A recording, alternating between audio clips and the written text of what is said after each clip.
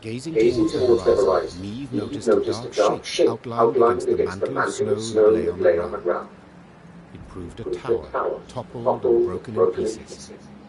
Around it lay the ruins of other buildings, blocks hewn out of basalt rock protruding from the permafrost. "That'd be the Clan Vindmar," said Gavin, hollering over the wind. "Red ones, and the plants seen here till they have tremors turned all into dust. Hundreds of logs lived here once, and now, not a living soul." Help! Save me! On the contrary, there was someone amidst the ruins, and said someone was clearly in trouble. Neve ordered her men to find the unfortunate soul. They returned moments later, leading a dwarf whose teeth chattered. They had found him in a ruined building where he'd sought shelter from ghouls. Judging by his appearance, the dwarf had spent the better part of a week there. Marco Vidmar, they call me. He said, patting down unkempt hair that seemed to reach in all directions. I came here seeking a family heirloom, lost in the tremors and the chaos they caused. I ken the chamber where it ought to be, but, well, beasts made their lair there. I cannot drive them off on my own. But bold warriors like you ought to cut them down in a jiffy. So, will you help?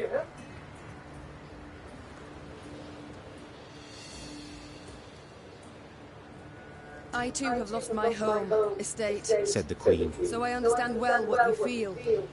I shall help you recover your heirloom. Call it a win. Mirko Vidmar's face lit up. Though he'd spent a week besieged and eating stale biscuits, and though there was a hoarfrost in his beard, he quickly trotted to the front of the column and led the Lyrian soldiers to the underground chamber. As promised, beasts awaited there.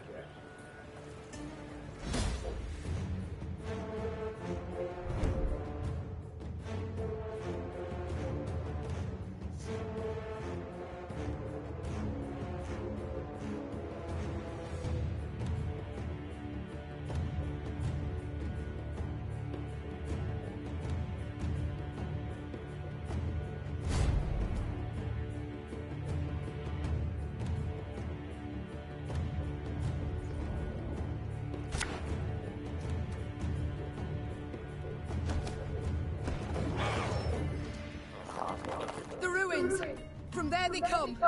Drive them back!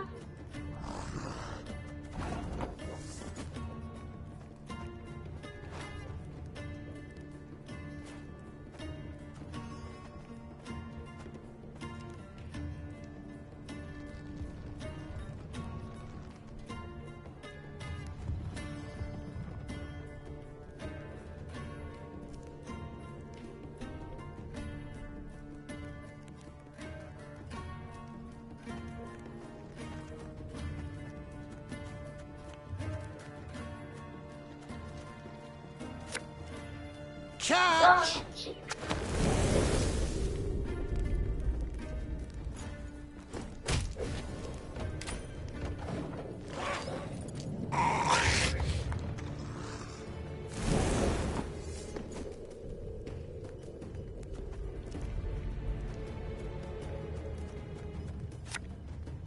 Her Majesty knows what she's doing.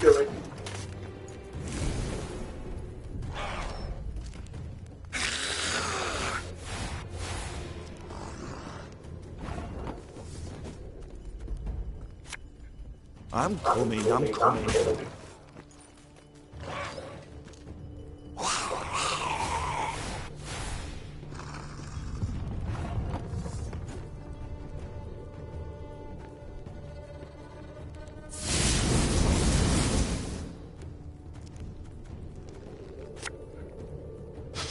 I smell a leak.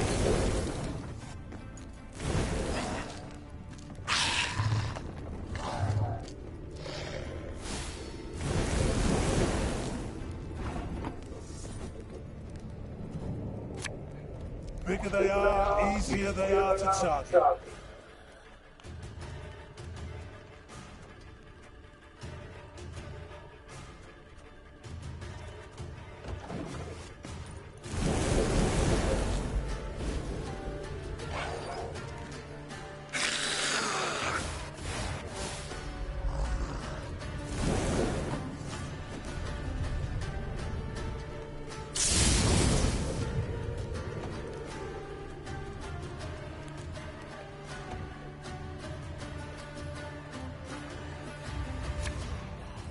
For you, pal, anything.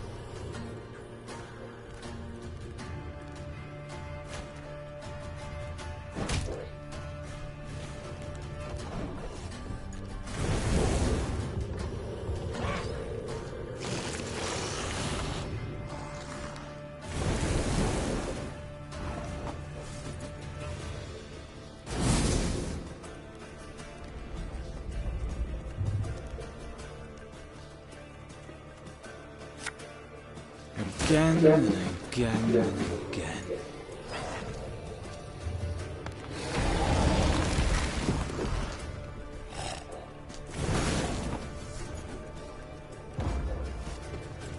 Let's get a move on before any others show up.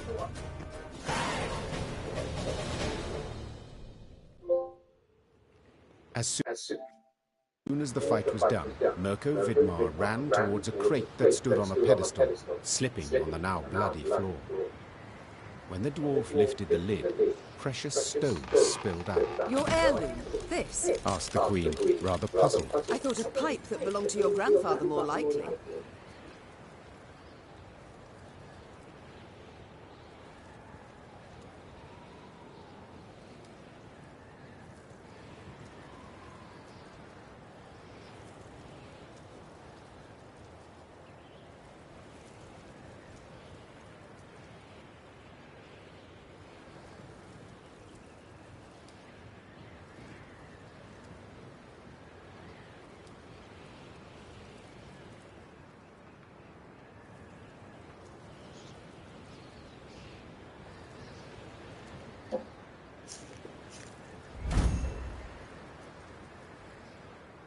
Seems to me Brother Mirko wasn't wholly candid with us. This here's no heirloom, no family souvenir. It's the treasure trove of Clan Vidmar. We thought it gone for good. Pressed for the truth, Mirko admitted no family sentiment had prompted this expedition. The dwarf had planned to leave Mahakam and start a new life among humans.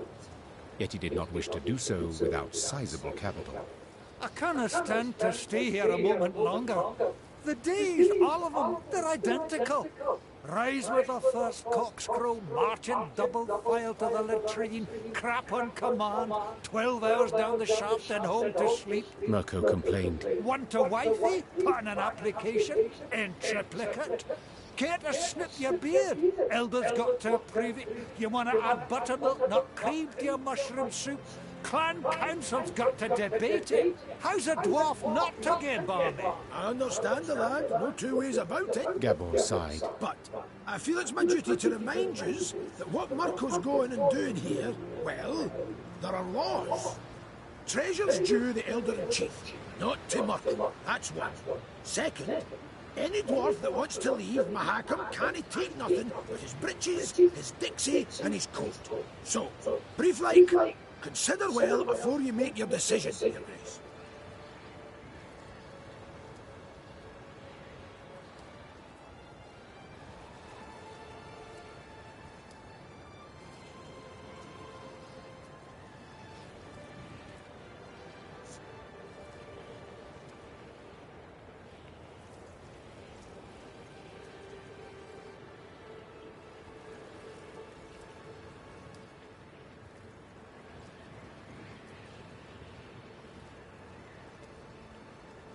Right of state at times requires a monarch to disregard laws, as well as pledges once given. Said Meve, shutting the crate's lid with a loud crack. I need resources to wage war against Nilfgaard, and towards that cause I will allocate this treasure. Those gathered in the underground hall accepted the Queen's decision in silence.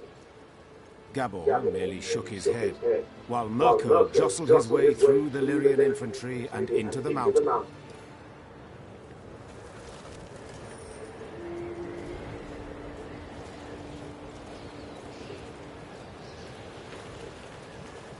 Frozen, all. Only the banner moves, blown by the wind. Downright poetic. Prime material for a ballad, perhaps even a whole saga.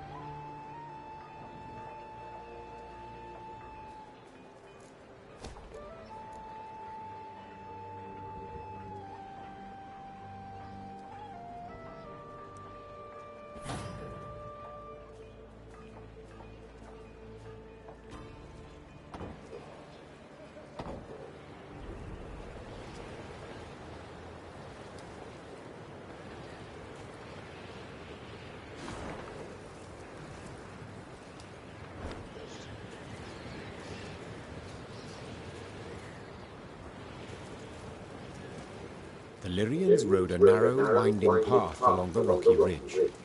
To one side were ice-covered boulders, to the other, a chasm hundreds of feet deep. They could have at least erected some barriers, complained Gascon, knocking snow from his cap. Got plans for that. Gabor said. Just need to decide how high to make them. What? Think. Should they be the height of your average dwarf or a human? The debate's gone on for 20 years. On the one hand, you've got... Gabor did not finish his discussion. He was interrupted by the Barbagazi that jumped down from the rocks.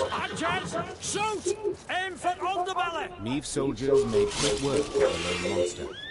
But the sound of battle spooked the horses harnessed to one of her wagons. The driver tried to rein in the animals, but could not. They dragged him into the chasm along with his cart and the soldiers riding him. They landed a few dozen feet below on a rocky outcropping. A moment later, Barbagazis swarmed everywhere. Did you see how they fared? Anyone left alive? Asked Neve, leaning over the cliff edge. Worry more about their cargo. Gascon replied. They were also carrying chests of gold. Blast. We can't get down there. Too steep and the snow keeps falling. We can lower ourselves down a line. But without armor, shields, or heavy weapons, otherwise it will snap. And the Barbagazis? The Queen said, brow raised. We shan't kill them with daggers. They're too thick of armor. We'll have to try. Or continue on our way. You only live once. Neve sighed. Gascon, round up some volunteers and let us move out. Moments later, the Queen was lowering herself down a line straight towards the gaping maw of a Barbagazi.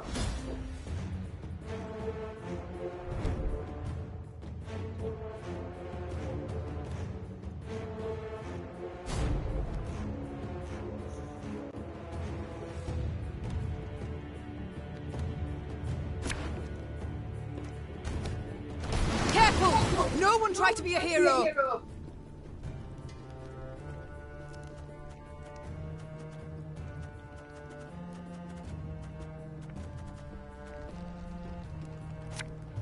There's a time to reap, a time to sow, and a time to die. Ha!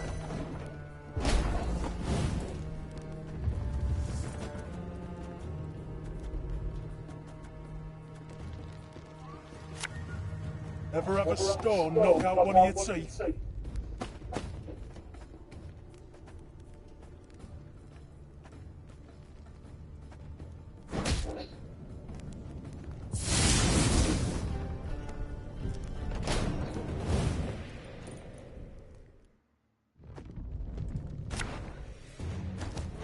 Careful! No one try to be a hero!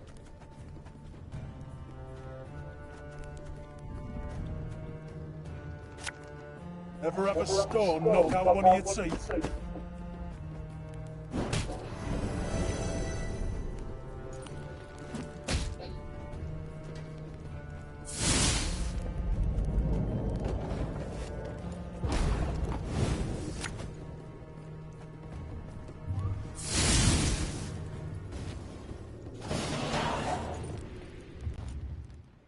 Bereft of sword and shield, Neve could not withstand a single blow. She thus danced atop the frozen snow, deftly dodging the Barbagazi's lightning-fast strikes, while delivering but a few well-aimed hits of her own, to their eyes, ears. When the last monster fell lifeless to the ground, Neve walked up to the shattered wagon. The soldiers it had carried were bruised, frostbitten, but alive. Your Grace, we were sure you'd leave us. A good ruler never abandons her folk. Nor her gold. Gascon interjected, while securing a rope to a chest. Soon enough, all were safely back on the path. The admiration Neve saw in her soldiers' eyes was in itself sufficient reward for her difficult battle.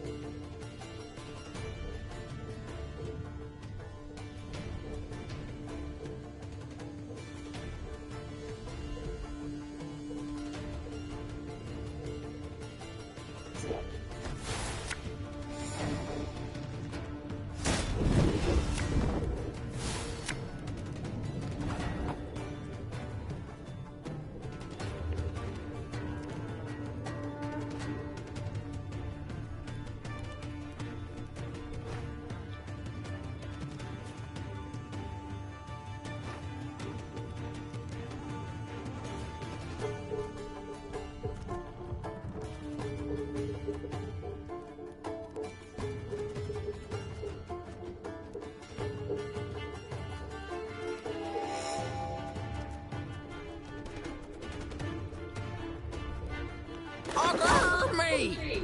Crackers!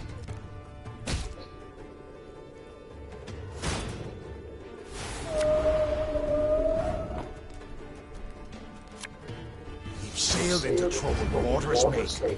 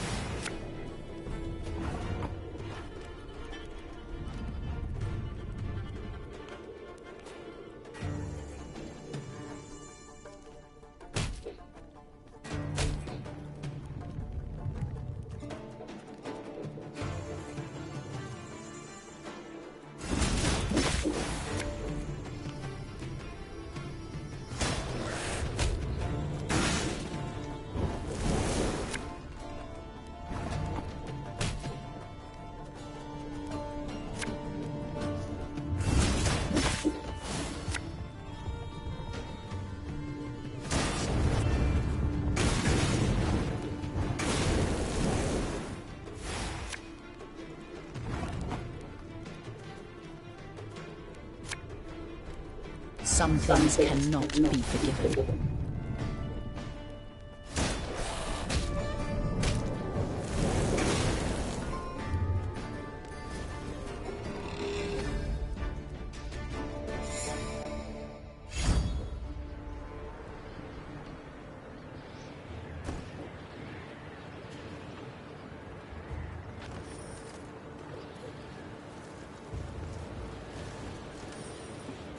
Welcome to the end.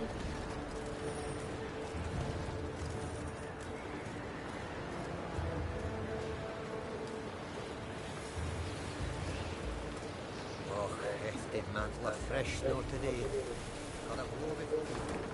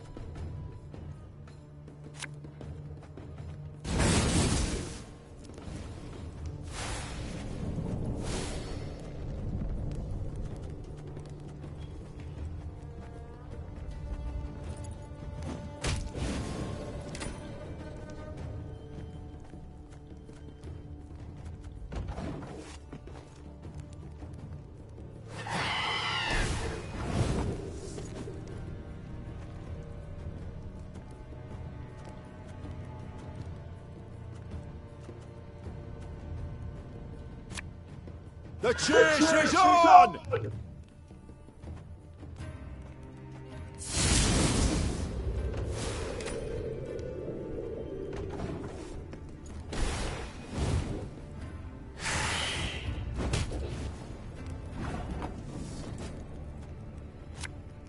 Bigger they are, easier they are to target.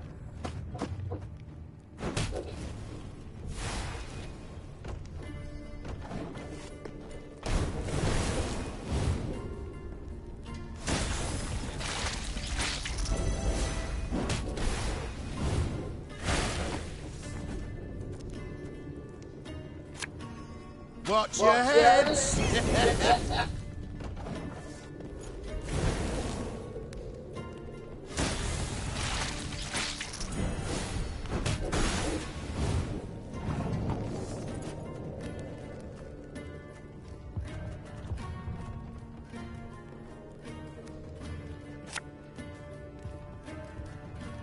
If anyone asks, you've not seen me.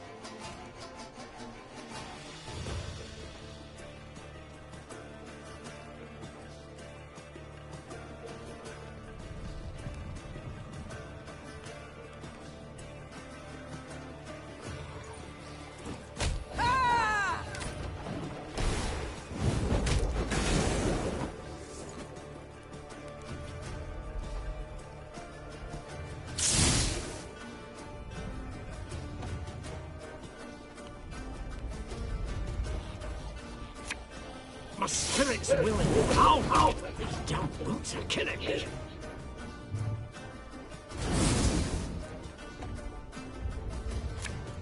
There's a time to reap, a time to sow, and a time to die.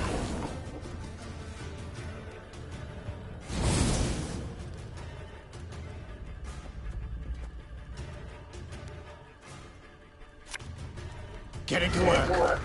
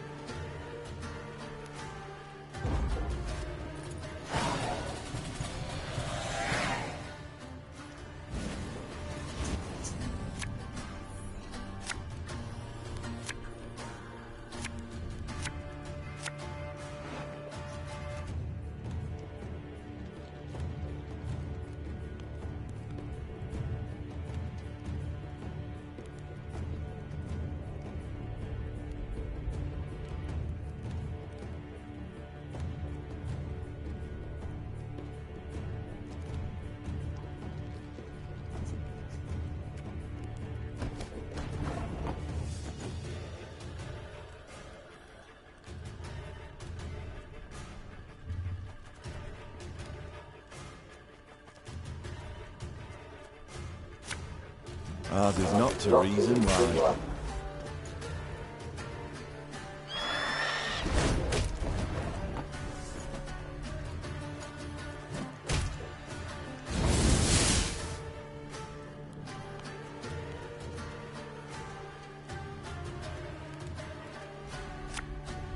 Nothing personal, I assure you.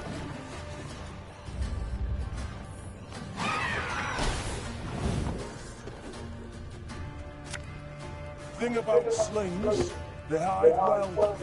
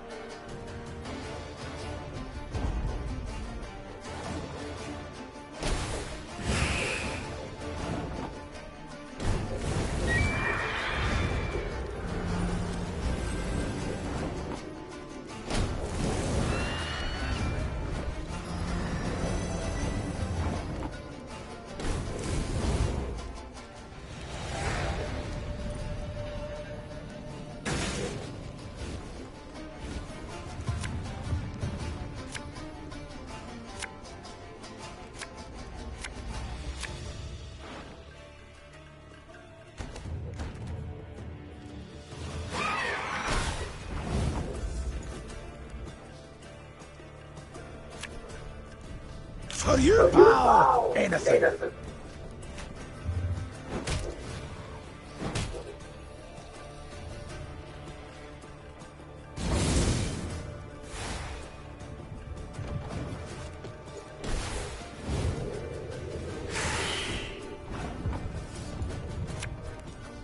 Should have listened to me old lady.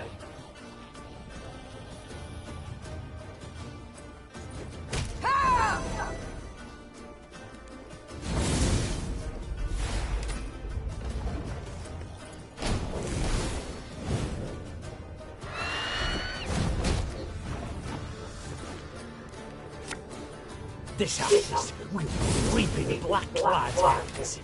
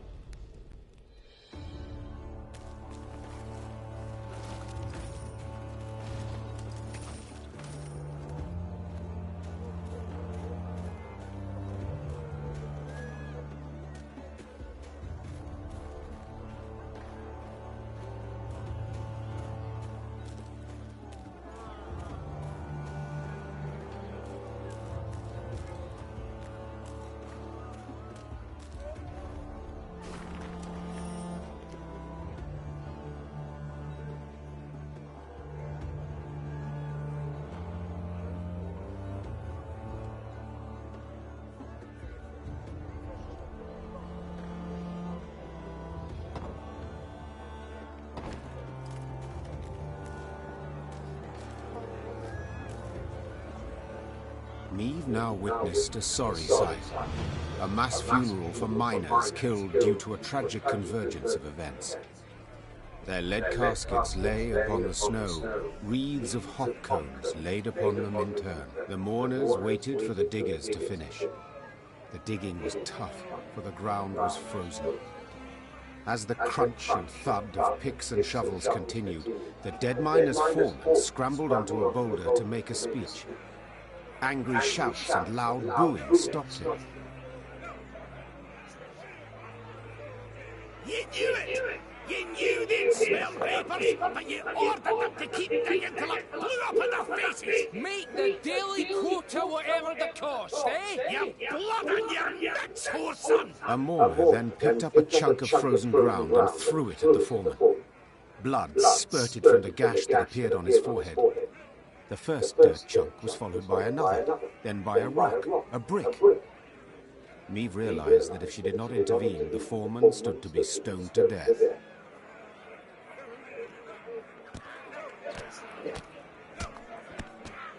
Something had to be done quickly. Meave saw this clearly. She spurred her mount and rode into the cemetery, pushing through the throng, then stopping before the foreman, the horse shielding him from further blows. Calm yourselves! Silence! His guilt cannot be decided here. It must! Before Meave could finish her plea, a large rock thrown from the crowd struck her bosom, nearly knocking her from her saddle. Upon seeing this, her Lyrian escort lowered spears and drew swords and rushed at the angry mourners.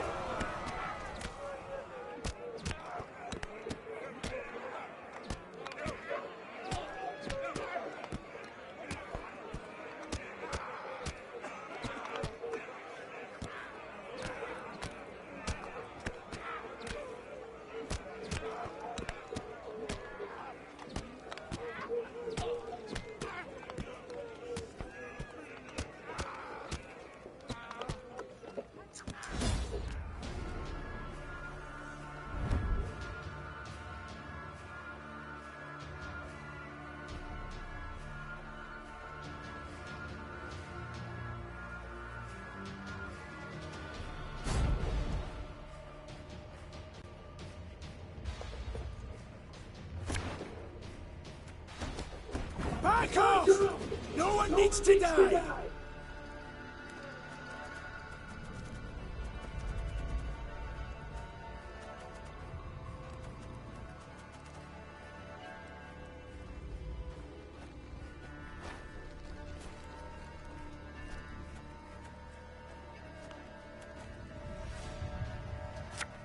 There's a time to reap, a time to sow, and a time to die. Ah, they used to tire my tongue about that.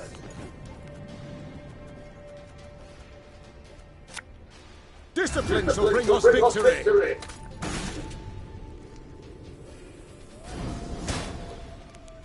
Shite! There's sign of stopping!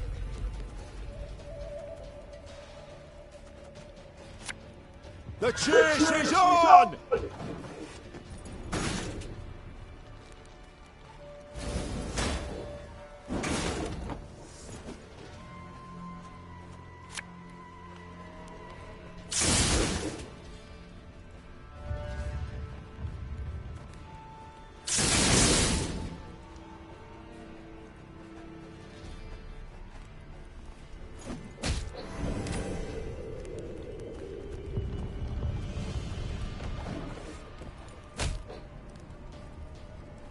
Now we must stick together. Get here, you fear! Take your business!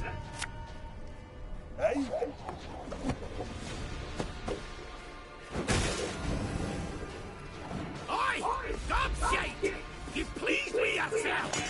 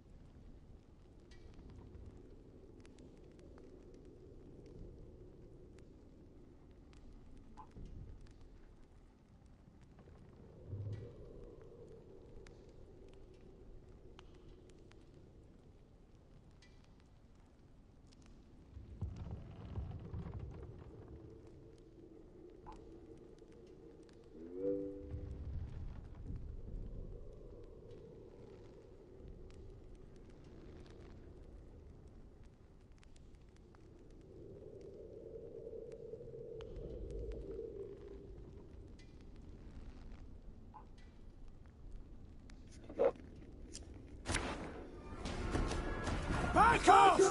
No one needs to die!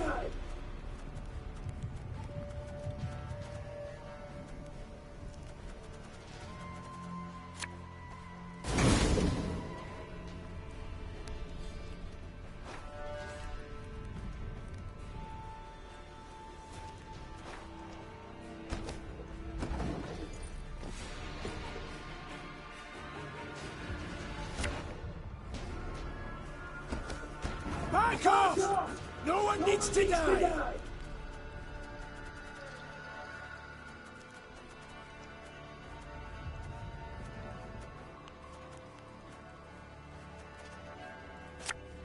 Oh, Lyrian lummoxes.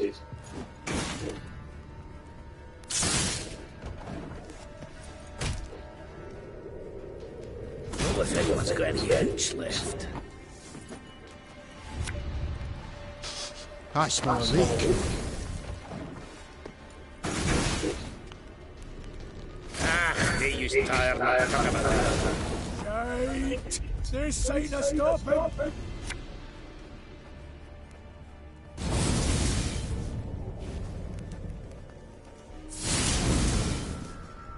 Oi! Stop shite! You pleased with yourself!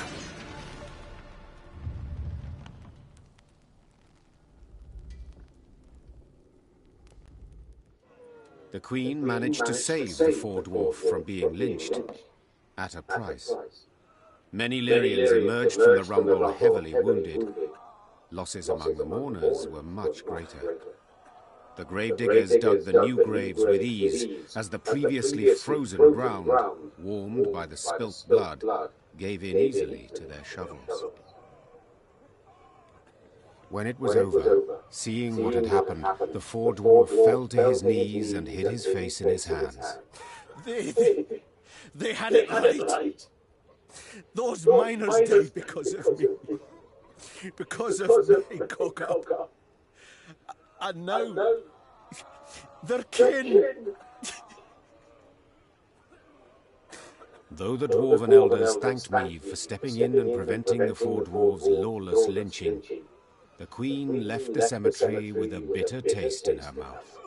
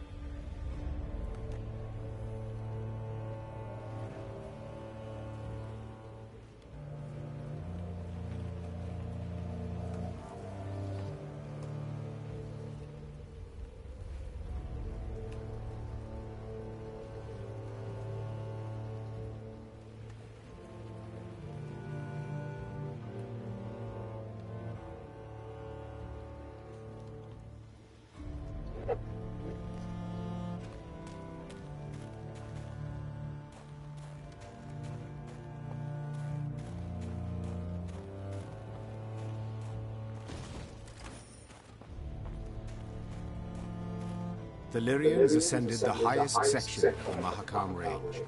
Snow crunched under their boots, cold air stung their lungs, and the wind snapped at their cloaks. Meve wiped sweat from her brow and turned to Raymond. There! By the rocks! We shall... The rest of her words were drowned out by a powerful blast. The entire mountain rumbled with a low, vibrating roar. The sound grew louder, echoing off the rocks, splitting their ears. The Lyrians looked around, disoriented. Few heard Gabor's warning. Dinna just stand there! Get behind the rock! Quick! Hurry! Meve followed the dwarf's gaze and cried out in terror. The snow stuck to the mountainside had started to slide down the slope, sending up mists of icy dust. Before she could react, the white torrent knocked her to her knees, crushing her and smothering her into the ground. All she felt after that was all-encompassing cold and fear. Meve survived. The dwarves who ran to the Lyrians' rescue dug her out of the snow in time. Some of her soldiers were not so lucky. The queen looked at their bodies, blue, frozen. Next to them lay dead horses, demolished wagons.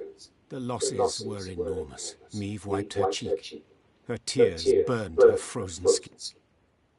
Gabor spoke a while with the leader of the Mahakam Guard Patrol that had come to their rescue. His face was dour. What? What have you learned?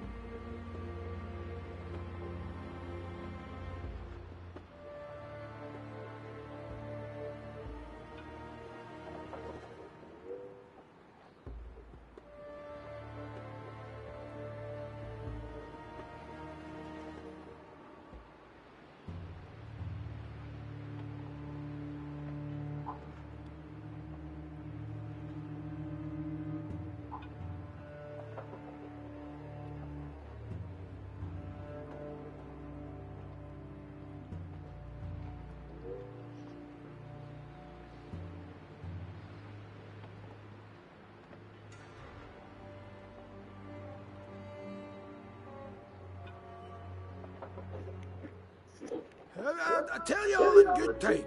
First, you need a warm drink, good victual. No, Gabor. I need to find out what in blazes happened here. Well, it was an avalanche. Of course it was an avalanche. I'm no fool. But what caused it? What was that noise? Signal halls. Ours. So you brought this snow down on us. Dwarves! Well, aye, but, unawares. Explain, in brief. See, we clean our mount regularly. The way men folk shovel snow off the roofs. Otherwise, the whole shebang would come tumbling down on our heads. When snow's gathered deep enough, we blast our horns to cause a controlled avalanche. Then we need to, sweep up a wee bit and the road's safe.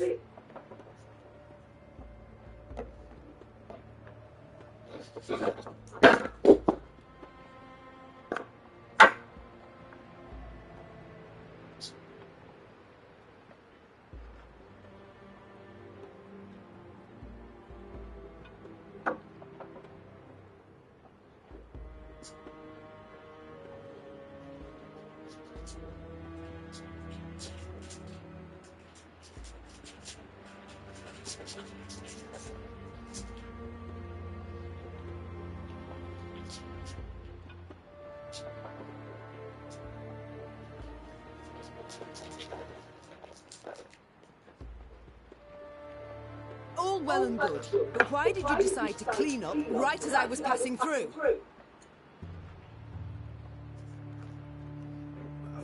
Wondering that myself. Schedule says next cleaning should have been a week from now, but someone asked the route to be cleared early. Who? Maeve, I'll tell you. But first, promise you'll... Who?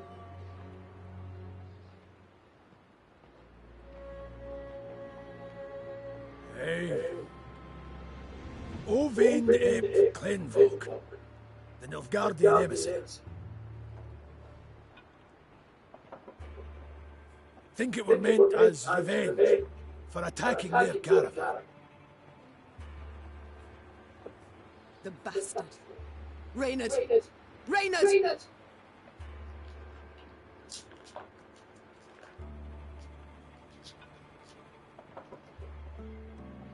Wait. I understand you're a wee bit upset, you've every right. But you'll never prove Owain meant you harm. The sly weasel will make sure he didn't dirty his own paws. I've no such scruples. I'll find him and kill him. And then? How'd you tell that tale to Brewer? Maeve, you're justly taught, but for the love, just this once, let it go. Or you'll leave Mahakam with me a scrap to show for it. Moments later, scouts reported Owain was camped to the north of the accident site. Maeve had to decide how much she was willing to risk to get her revenge on the Imperial emissary.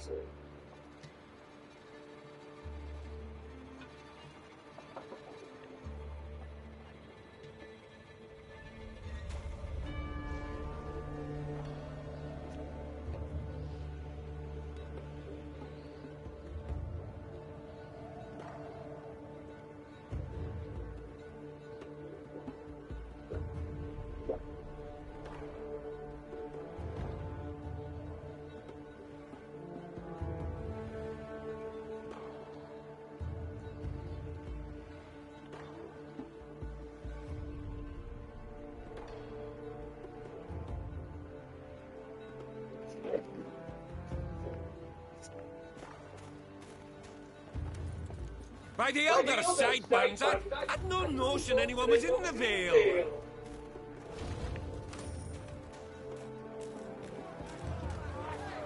There, milady, whispered one of the scouts. Left of the path. Maeve squinted.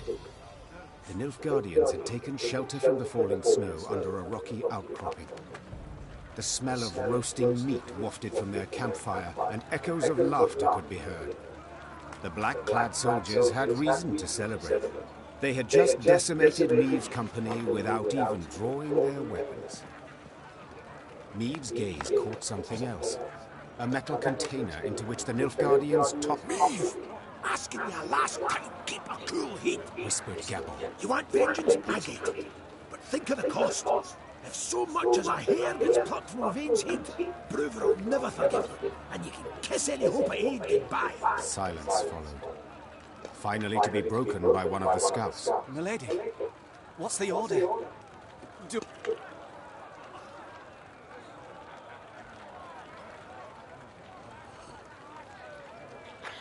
Await my signal. The Queen stepped out from behind the rocks, put a hand to her mouth, and yelled, Ovain! Ovain of Kenvog! All laughter stopped in the Nilfgaardian camp. Moments later, a sumptuously dressed man stepped in front of the wagons. He wiped a thick sauce from his lips, then bowed. Queen, my condolences. That avalanche. Oh, what an unfortunate turn of events. The mountains can be unpredictable, Meave said with a shrug. Accidents can happen at any time. Oh, yes? Even right now. Meave leapt towards the emissary, placed two hands on his neck, and hurled him into a rock with all her might. The Nilfgaardian's head slammed against the stone, and his skull crumpled with a sickening crash. He fell to the ground and writhed a few final tremors. Attack! Meave roared. Take no prisoners!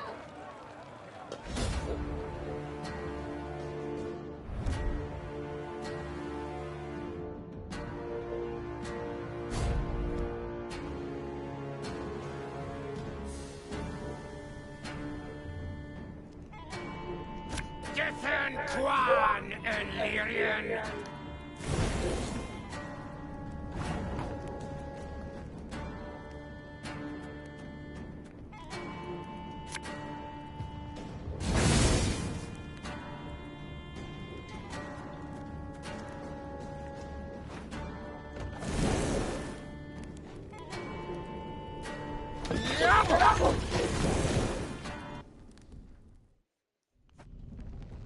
Dithen Quan and Lyrian.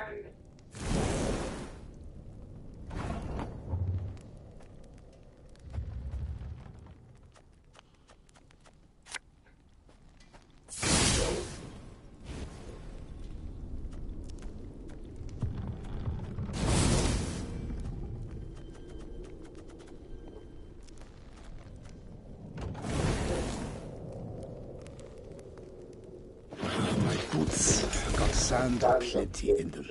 Take no prisoners. Have it the white of an eye from half a league away.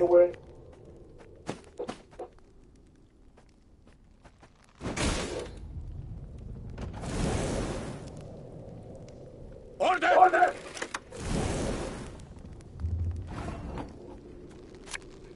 This could hurt.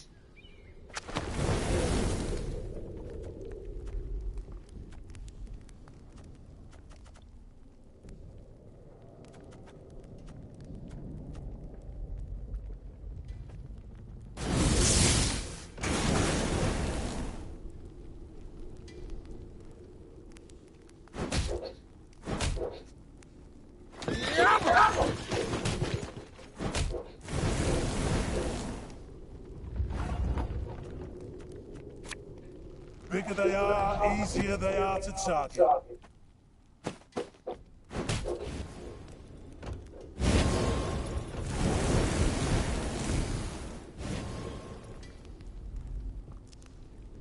Your life is mine now.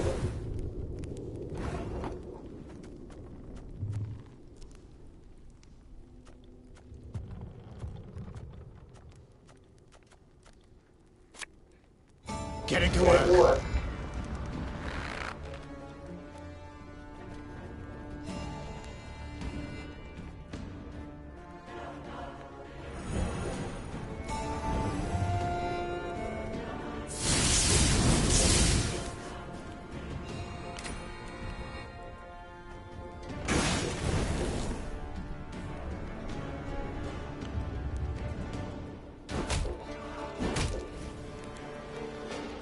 Wise choice.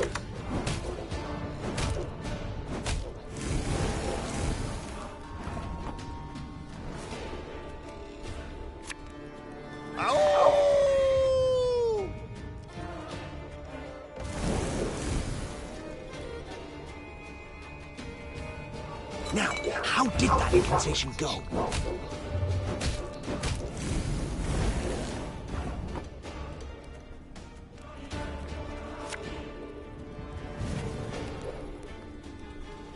Again and again and again.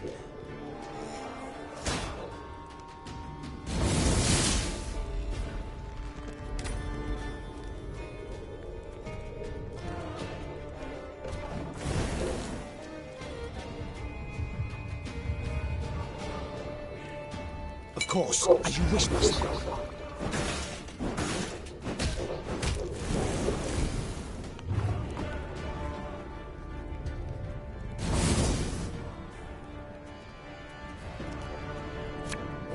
Her Majesty is exceptional. Order will triumph! It must triumph!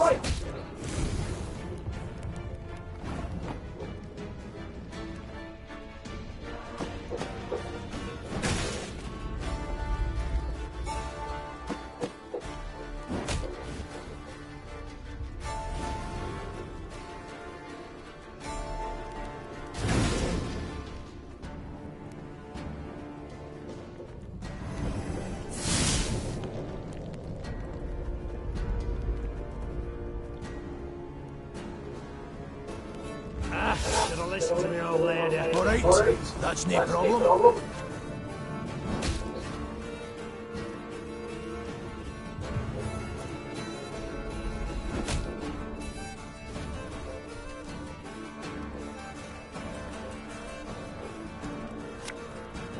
This house will be reaping black clouds.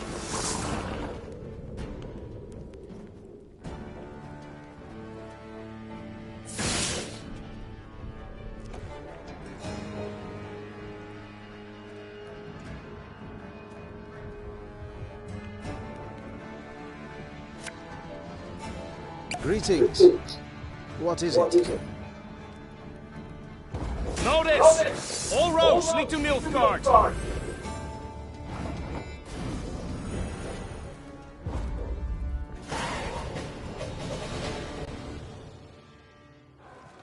Meve showed no mercy for the Nilfgaardians in Ove Nepklenvog's camp.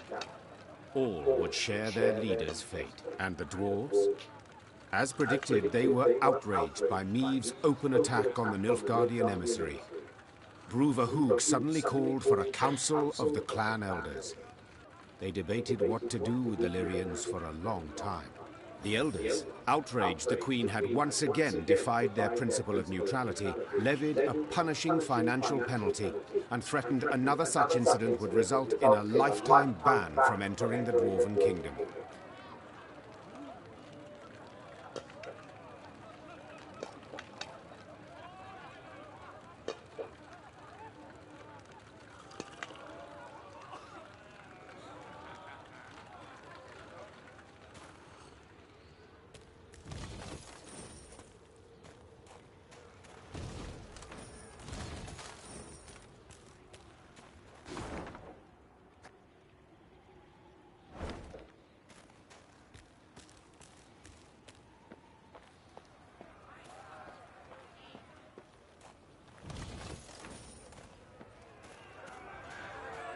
While passing the mining settlement of Kolstock, Meve heard the sounds of battle. Hey-ho! Into the fray, lads! Expecting she would see monsters swarming dwarves, the Queen set off at a gallop to the rescue.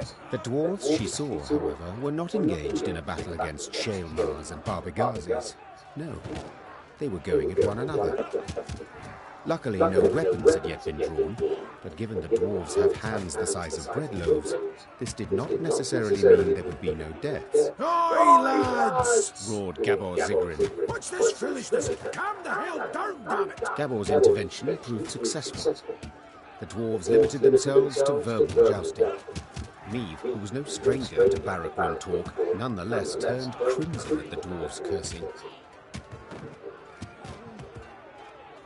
Piecing together the obscenities, Niamh concluded they were debating an old quarrel about the height of a certain mountain, or rather of the twin peaks atop it. One of them lay in the territory of Clan Dahlberg, while the other in the Hoogs land. Each family felt their peak was the highest, all measurements indicating the contrary being total fabrications. Queen? Started Gabor, nervously chewing his moustache. They're asking if you, as yin impartial and a fair-minded wench to boot, wouldn't you wish to settle their Egypt squabble once and for all? Niamh knew well that this type of age-old quarrel could easily end in bloodshed, so she resolved to help. Representatives of the two clans gave her a strange mechanism she was to use to measure elevation. All that was left was for the Queen to button her coat up to the neck and scale the twin peaks. Time to end this delicate feud, once and for all.